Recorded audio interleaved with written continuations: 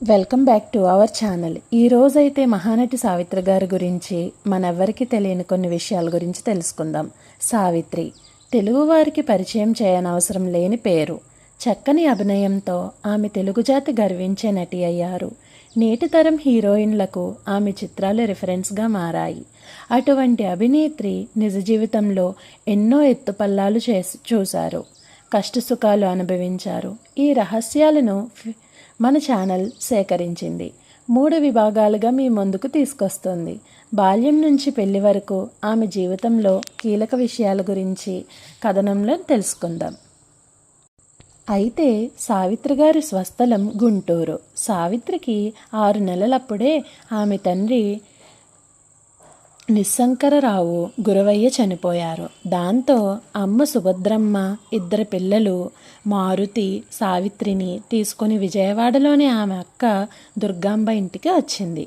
దుర్గాంబ భర్త వెంకటరామయ్య వీరిని తన కుటుంబ సభ్యుల్లాగా చూసుకున్నారు. సావిత్రి గారిని చిన్నప్పుడు అందరూ బంగారు బొమ్మ, ముద్దుల గుమ్మ అని పిలిచేవాళ్ళంట. పెద్దనాన్న వెంకటరామయ్య చౌదరి సావిత్రిని కస్తూరిబాయి మెమోరియల్ స్కూల్లో చేర్పించారు. ఆమె చదువులో కంటే డ్యాన్స్, నటనపైనే ఆసక్తి కనబరిచేది. అందుకే శిష్టాపూర్ణయ్య శాస్త్రి వద్ద నాట్యంలో ఆమెకు శిక్షణ ఇప్పించారు. కొన్ని ప్రాంతాల్లో పండుగలకు, ఉత్సవాలకు సావిత్రి నృత్య ప్రదర్శనలు ఇచ్చేది. ఆమె రాధాకృష్ణ నృత్యం, పాములవాడి నృత్యాలకు బాగా పేరు వచ్చాయి. జగ్గయ్య కూడా సావిత్రి నాట్యం మెచ్చుకొని తన నాటక కంపెనీలో చేర్చుకున్నారు. సావిత్రి గారు మొదటలో అఖిల భారత నృత్య నాటిక పోటీల్లో సావిత్రి నాటక ప్రదర్శన చూసిన ప్రముఖ నిర్మాత దుక్కిపాటి మధుసూదనరావు సినిమా అవకాశం ఇవ్వడానికి ముందుకు వచ్చారు. అతని పిలుపు మేరకు మద్రాసు వెళ్ళిన సావిత్రికి సంసారం అనే సినిమాలో కమల అనే క్యారెక్టర్ ఇచ్చారు. అయితే కెమెరా ముందు భయపడి సరిగ్గా నటించలేకపోయింది ఆవిడ. అలా తొలి అవకాశాన్ని వదులుకుంది. అప్పుడు చాలా బాధపడిందంట ఆవిడ. తొలిచూపులోనే అవకాశం కోసం మద్రాసు వెళ్ళిన సావిత్రికి నటిగా అవకాశం కంటే ముందు ప్రేమ పలకరించింది. ఫోటోల కోసం జెమినీ స్టూడియోకి వెళ్ళిన సావిత్రి అక్కడే ఉన్న జెమినీ గణేషన్ని చూసి ఇష్టపడింది. అప్పటి నుంచి ఇద్దరూ అప్పుడప్పుడు మాట్లాడుకునేవారు. కొన్ని గుంపులు కేవీ రెడ్డి దర్శకత్వంలో వచ్చిన పాతాళ భైరవి చిత్రంలో డ్యాన్స్ వేయడానికి అమ్మాయిల కోసం వెతుకుతుంటే ఆ ఛాన్స్ని సావిత్రి అందిపుచ్చుకుంది. ఈసారి ధైర్యంగా డ్యాన్స్ చేసి అందరితో అభినందనలు అందుకుంది. పాతాళ భైరవి విజయం సాధించడంతో సావిత్రికి ఓ గుర్తింపు లభించింది. అవకాశాలు తగ్గిపోతున్నా సరే వ్యాంప్ క్యారెక్టర్ వేయడానికి హీరోయిన్లు ముందుకు రారు.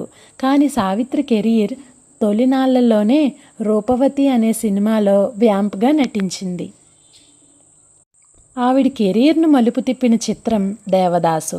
ఇందులో పార్వతీ పాత్రకు ముందుగా జానకిని అనుకున్నారంట. ఆమె బిజీగా ఉండటంతో ఆ పాత్ర సావిత్రికి వచ్చింది. ఆ స్క్రిప్ట్ని చదువుతున్నప్పుడు ఏడుపు ఆపుకోలేకపోయానని సావిత్రి గారు ఓ ఇంటర్వ్యూలో కూడా చెప్పారు. 1953 జూన్ 26న విడుదలైన ఈ మూవీ ఘన విజయం సాధించింది. ఆఫర్లు తెచ్చిపెట్టింది. వాటిలో ఎక్కువగా విషాద పాత్రలు కావడం విశేషం. తక్కువ కాలానికే సావిత్రి టైటిల్ రోల్స్ పోషించే ఛాన్స్ దక్కించుకున్నారు. మిస్సమ్మగా నటించే అవకాశం పట్టేసింది. ఈ పాత్రను భానుమతి చేయాల్సింది. ఆమె ఊహించుకునే పాత్రని డిజైన్ చేశారంట. కానీ భానుమతి ఘాటింగ్ లేటుగా రావడంతో చక్రపాణి ఆమె పక్కన పెట్టి సావిత్రి గారికి ఇచ్చారంట. అలా ఓ సూపర్ హిట్ను సొంతం చేసుకున్నారు. దీంతో మన సావిత్రి గారు స్టార్ హీరోయిన్ అయిపోయారు. ఒకవైపు తెలుగు సినిమాల్లో బిజీగా ఉంటూనే తొలిచూపులోనే తన మనసును గెలుచుకున్న జెమినీ గణేషన్తో ప్రేమలో మునిగిపోయారు. అతనికి ఇదివరకే 2 పెళ్లిళ్ళు అయినప్పటికీ 3వ భార్యగా తాళి కట్టించుకున్నారు. 1952లో రహస్యంగా సాధారణంగా సావిత్రి, జెమినీ గణేషన్ల పెళ్లి జరిగింది. పెళ్ళైన తర్వాత సావిత్రి లైఫ్లో అనేక సంఘటనలు జరిగాయి. వాటి గురించి మహానటి లైఫ్ సీక్రెట్ 2లో తెలుసుకుందాం. ప్లీజ్